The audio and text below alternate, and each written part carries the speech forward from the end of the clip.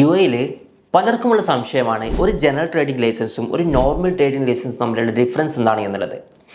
ഒരു standard licence എന്ന് പറഞ്ഞു കഴിഞ്ഞാൽ അതിൽ ബിസിനസ് സ്പെസിഫിക് പ്രൊഡക്റ്റിൽ മാത്രം റെസ്ട്രിക്റ്റഡ് ആണ്.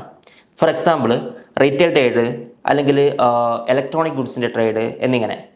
ഇനി ഒരു ജനറൽ ട്രേഡിംഗ് ആണ് എന്നുണ്ടെങ്കിൽ അതിൻ്റെ ഓപ്പർച്യൂണിറ്റി അൺലിമിറ്റഡ് ആണ്. അതിൽ ഒരുപാട് ആക്ടിവിറ്റീസ് നമുക്ക് ട്രേഡ് ചെയ്യാൻ പറ്റും, like electronics, home appliance, furniture and much more.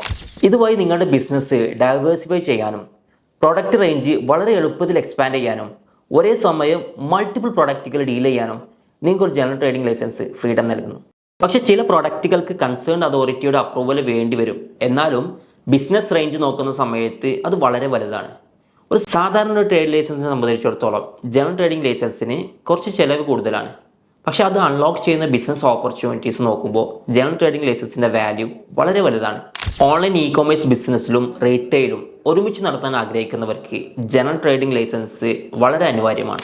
വിവിധ കാറ്റഗറിയിലുള്ള പ്രൊഡക്റ്റുകൾ ഓൺലൈനായിട്ട് സെല് ചെയ്യാനോ അല്ലെങ്കിൽ നിങ്ങൾക്ക് യുഎയിൽ ഒരു wide range business opportunity explore ചെയ്യാനോ വേണ്ടിയിട്ടാണ് നിങ്ങൾ നോക്കുന്നതെങ്കിൽ ജനറൽ ട്രേഡിംഗ് ലൈസൻസ് ആണ് ബെസ്റ്റ് ഓപ്ഷന്. ഒരു ലൈസൻസ് നിങ്ങൾക്ക് എക്സ്പാൻഡ് ചെയ്യാൻ ഉദ്ദേശിക്കുന്നുണ്ടെങ്കിൽ അല്ലെങ്കിൽ ഒരു പുതുതായിട്ട് ഒരു ബിസിനസ് ഇവിടെ തുടങ്ങാൻ ആഗ്രഹിക്കുന്നുണ്ടെങ്കിൽ നിങ്ങൾക്ക് ജനറൽ ട്രേഡിംഗ് ലൈസൻസ് ആണ് ഒരു റൈറ്റ് ചോയ്സ് ആയിട്ടുള്ളത്.